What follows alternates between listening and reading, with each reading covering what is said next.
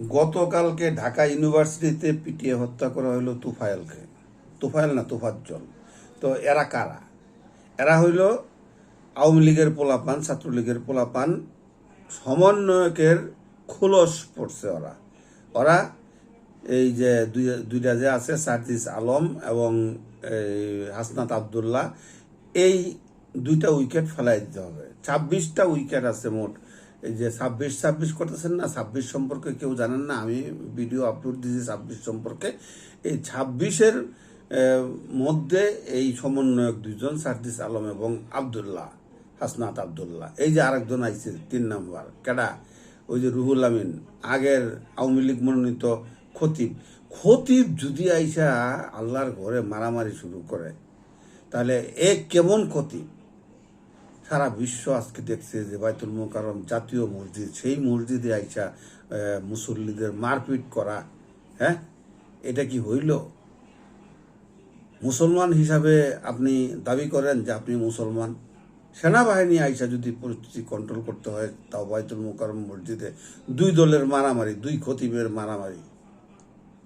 বাংলাদেশে এখনো আওয়ামী লীগ জীবিত আছে বিভিন্ন রূপে। এই যে হুজুর রূপে, খতিব রূপে একজন, সার্জিস আলম রূপে একজন, হাসনাত আবদুল্লাহ, এরকম 26 জন আছে। 26 বলছিলাম না, কেউ 26 সম্পর্কে জানেন না। 26 তারিখ শেখ হাসিনা আসবে, ঘটনা সত্য, আপনারা সব রেডি থাকেন। বাংলাদেশের মানুষকে বোকা বানানোর জন্যে এই সেনাবাহিনী আর এই যে ডক্টর ইউনূসের সাথে যারা আছে, এরা মানে বোকা বানানোর জন্য বসে রয়েছে। বাংলাদেশের মানুষ আর বোকা হইতে রাজি না, এবার গৃহযুদ্ধ লেগে যাবে। একটা কথা বলে দিলাম, অতি সত্বর আপনারা সেনাবাহিনীর প্রধানকে বলছি এবং চিফ উপদেষ্টা, এই সমন্বয়ক কমিটির অন্তর্বর্তীকালীন সরকারের চিফ উপদেষ্টা ডক্টর ইউনূস সাহেবকে বলছি, আপনারা ওই যে পেগাসাস যে শেখ হাসিনা নিয়ে আইছিল ওই ইয়ের থেকে, ইসরায়েল থেকে, এই পেগাসাসকে ব্যবহার করেন এবং 13টা সংস্থা আছে, 11টা সংস্থা আছে ইন্টেলিজেন্স ব্রাঞ্চের, এইগুলির কাজে লাগান। যদি শান্তিতে থাকতে চান, এক ঘরে আগুন লাগলে পুরা বাড়ি পুড়ে যায়, কেউ শান্তিতে থাকবেন না। কারণ বাংলাদেশের বাইরে তো আর আপনারা যাবেন না, বাংলাদেশের মধ্যেই থাকবেন। তো বাংলাদেশের মধ্যে থাকলে কেউ শান্তিতে থাকতে পারবেন না। যেভাবে মারা হয়েছে তোফাজ্জলকে, এই ছাত্রলীগের পোলাপান মারছে, এই লাঠিসুটা কই পাইল? লাঠিসুটা তো হলের ভিতরেই ছিল। তো এই হলের ভিতরে এখন কারা? এই সমন্বয়করাই তো কন্ট্রোল করতেছে, এই সার্জিস, হাসনাত আবদুল্লাহ। তো সার্জিস আলম যদি ছাত্রলীগ হয়ে আসে এখানে, মানে সন্ত্রাসী কর্মকাণ্ড চালায়, তাদের লোকজন যদি এখানে থাকে, তাহলে এখনো আপনাদের কি বুঝতে সমস্যা হচ্ছে যে আওয়ামী লীগ বর্তমানে রাজনীতির সাথে জড়িত আছে? আপনারা খালি বলবেন, মানুষের আই ওয়াশ করবেন, শেখ হাসিনা চলে গেছে, শেখ হাসিনা চলে গেছে, শেখ হাসিনা চলে গেছে। কই? খোলস পাল্টাইছে শুধু আওয়ামী লীগ। আওয়ামী লীগ বাংলাদেশ থেকে যায় নাই।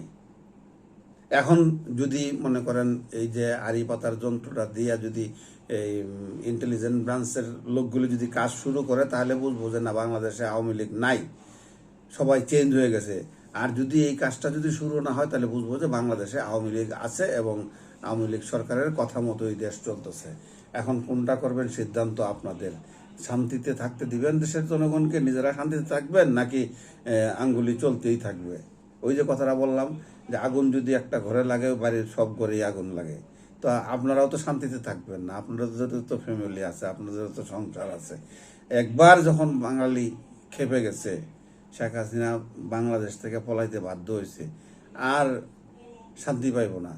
এখন হাজার হাজার কেস হয়ে গেছে শেখ হাসিনার নামে, আর আসতে পারবো না। আপনারাও সোজা হয়ে যান, আপনারাও আপনাদের কাজগুলি ঠিক মতো করেন। আপনারা আপনাদের কাজগুলি ঠিক করলে সন্ত্রাসী দূর করতে আধা ঘন্টা সময় লাগবে, আধা ঘন্টা, 30 মিনিট, 1 ঘন্টাও না।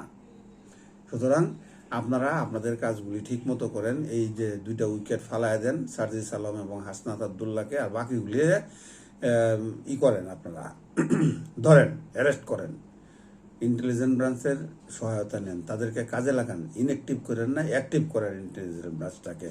তাহলে দেশের উন্নতি হবে, নাহলে দেশ রসাতলে যাবে। এমনিই তো গার্মেন্টস সেক্টরে ধস নামছে, অর্থনৈতিক সব জায়গায় প্রবৃদ্ধি কমছে। আমরা ঋণের বোঝা মাথায় লইয়ে আসছি, কথাবার্তা উল্টাপাল্টা হইতেছে। যদি ভালো লাগে ভিডিওটা শেয়ার করবেন, সবাই চ্যানেলটাকে সাবস্ক্রাইব করবেন, লাইক কমেন্ট করবেন, আপনাদের মতামত জানাবেন। আসসালামু আলাইকুম।